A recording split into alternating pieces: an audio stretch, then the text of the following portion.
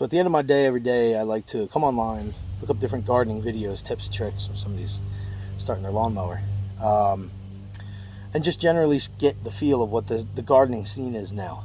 And there's a question that's been passed around video to video on whether to top your plants or not.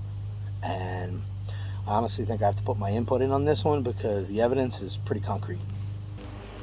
If you guys want to know how to turn your plants from this to this, I'm going to show you how.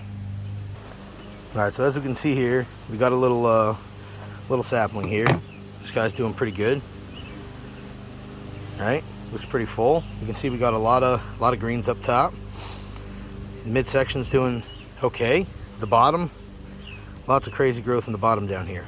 Now, generally speaking, in my opinion, a lot of the energy in this plant right now is focused right up here. This plant is focusing on all of its strength and coming from here and pushing itself up and up and up and up. Tall plants, I mean, they're a good thing, but sometimes they're a bad thing. For me, increased yield means you take this tall plant and instead of it getting giant and stringy and top heavy, it grows, but it becomes more short and bushy and better. So, we're gonna look in closely right here if my camera will focus. Okay, you see what we got going on right here?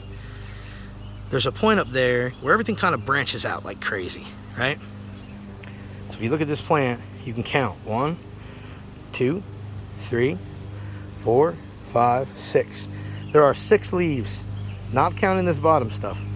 There are 6 leaves aside from this little chunk here that all the energy is stored in. So what I like to do, let's try to focus. I'm doing this with one hand, by the way, so I'm sorry if it's shaky. I come in here to this plant right here, right at this little intersection, right?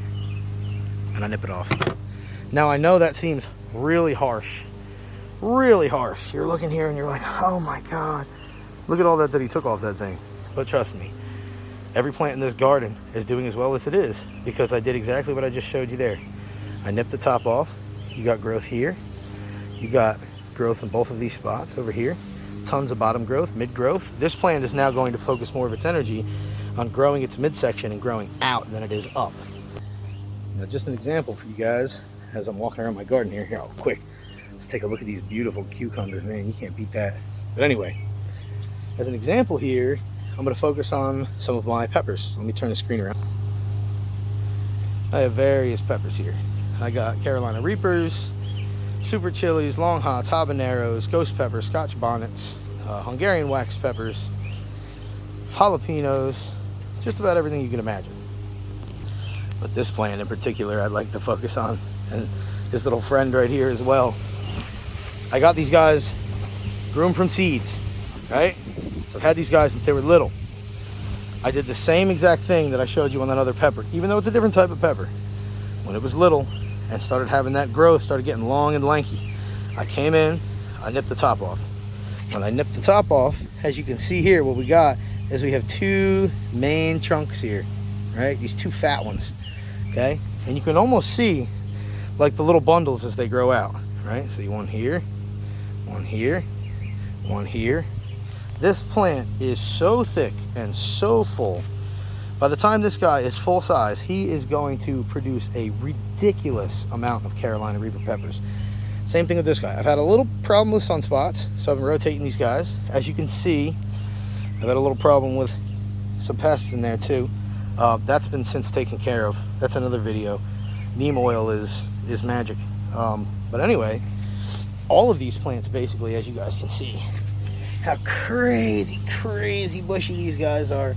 All of these main trunks coming out, branching off in every direction. This one actually, you can see where I nipped it originally. Oh, let's see, right there.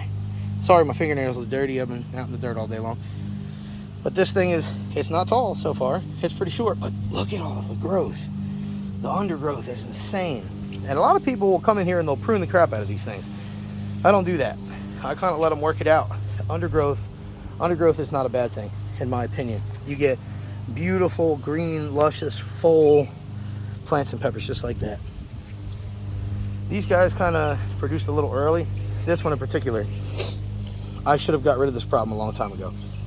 For some reason, this guy, still as short and as skinny as it is, he started making these nice wax peppers. But I was preoccupied.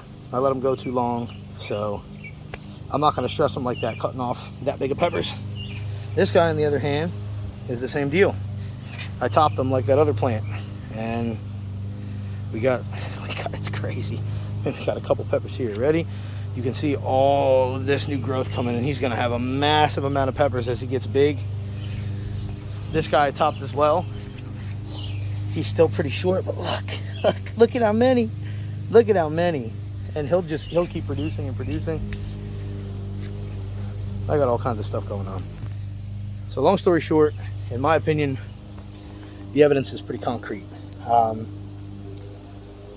For peppers at least, topping your peppers when they're little, for me, is 200% increase in pepper yield when it comes time to harvest. The proof's kind of in the pudding. As you guys can see, I don't really edit my videos. I kind of just make them, and you know, I talk as I go, and that's it. It's informational. It's pretty cut to the chase. You know, I'm not a real computer guy, just trying to share my knowledge with you guys, and I hope that you guys can share your knowledge with me. So like and subscribe, and I'll see you guys next time. Thanks a lot.